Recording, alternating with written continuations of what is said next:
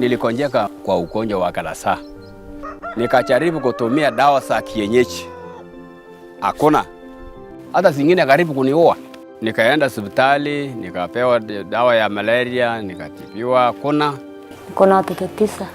Kati ya hii watoto 9, 4 ndio wamepata kalasa. Sasa kati ya hii watoto 4, mmoja ameaga. Visceral leishmaniasis, also known as Kala-Azar, is a potentially fatal neglected disease with a worldwide distribution in Asia, East Africa, South America, and the Mediterranean region. Visceral leishmaniasis persists today in poor, remote, and in certain politically unstable areas, resulting in about 20 to 30,000 deaths annually. The highest burden of visceral leishmaniasis worldwide is in Eastern Africa, with Ethiopia, South Sudan, Sudan, and Somalia being part of the 6 countries representing 91% of the overall burden. Many health facilities in the endemic areas lack the expertise and equipment to diagnose and treat. Usipokimbisa kwa hospitali ambayo itakuokoa haraka, utaambiwa tu malaria, typhoid, mpaka wewe sasa utaendea hapo.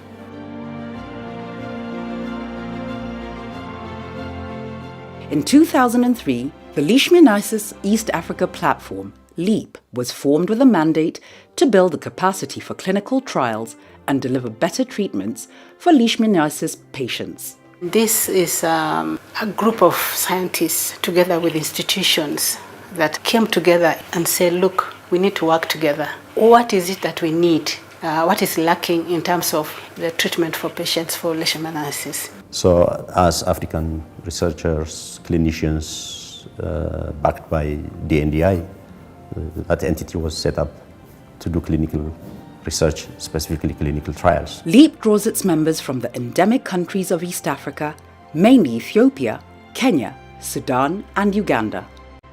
Working with academic and research institutions, governments and drug regulatory authorities, LEAP has managed to conduct over 10 clinical trials and set the standards for good research practices. The first trial that we did, we took SSG and paramomycin. So we combined the two and treated the patients for 17 days in a phase 3 clinical trial where we are comparing it with the standard. And we were able to show that this short course for 17 days of the 2 drugs is as good as the 30-day single treatment. And WHO recommended to countries that this is the first-line treatment for Kala-Azar. We have now started our studies with miltefosine, the oral drug. And after one study done in children in Uganda and Kenya, we learned how to treat the children better. We moved from 56% efficacy rate to 90%. In Ethiopia, we have a very peculiar problem, and it is the co-infection with HIV. We have then done 2 clinical trials. So now we think that we have a combination treatment which uses 2 drugs called ambisome and miltefosine, and then subsequently introduce what we call a secondary prophylaxis treatment, and that suppresses parasitemia, and then you can prolong the life expectancy of patients.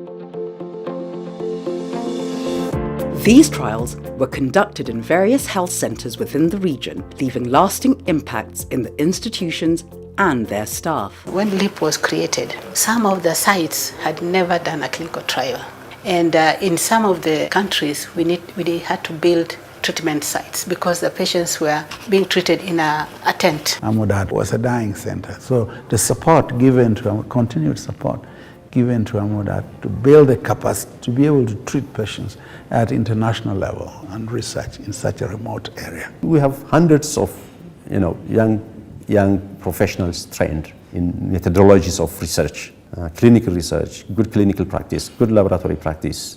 That's really already a critical mass for doing some clinical research in the country, not just leishmaniasis, but also for, in other diseases. Initially, we had not organized our lab, the facility organization. So from that training, we gained knowledge and we came and reorganized our lab.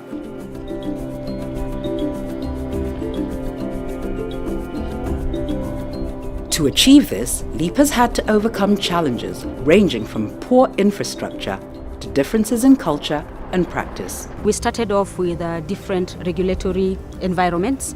We had issues to do with culture. We had issues to do with varying degrees in terms of knowledge. To get the staff of people who have to go and monitor these studies, the doctors who have to go and stay there and work there, making them on the mission of and the vision.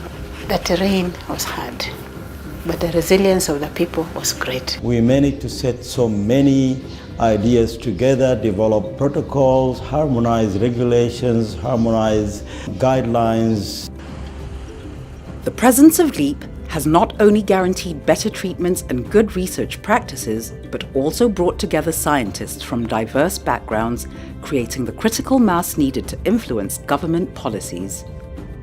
Going forward, LEAP is hoping to broaden their scope of work through what is now termed as LEAP 2.0. So the feature of LEAP is to understand the epidemiology, to have better drugs that can be given, in shorter period of time to respond to outbreaks. We are looking into other areas of Leishmaniasis, areas such as PKDL, CL, expanding into more geographical areas. الود كان جاته هم وديناه بالأمواج والفحيزات طلعوا الكنازر. خيطوا المستشفى كويس قعدنا فوق والحمد لله يأدونا العلاج جينا. جبنا حكت فترة رجعنا له مقابلة طلعوا نتيجة سما تاني رجعنا وقاعد الحمد لله جيت لقيته. Seeing that LEAP has been able to achieve what we have in the last 13 years, then there's hope. There's hope for Kala-Azar patients. And as we open our doors and invite them to come and collaborate with us, because we realize that together, I think we can do much more.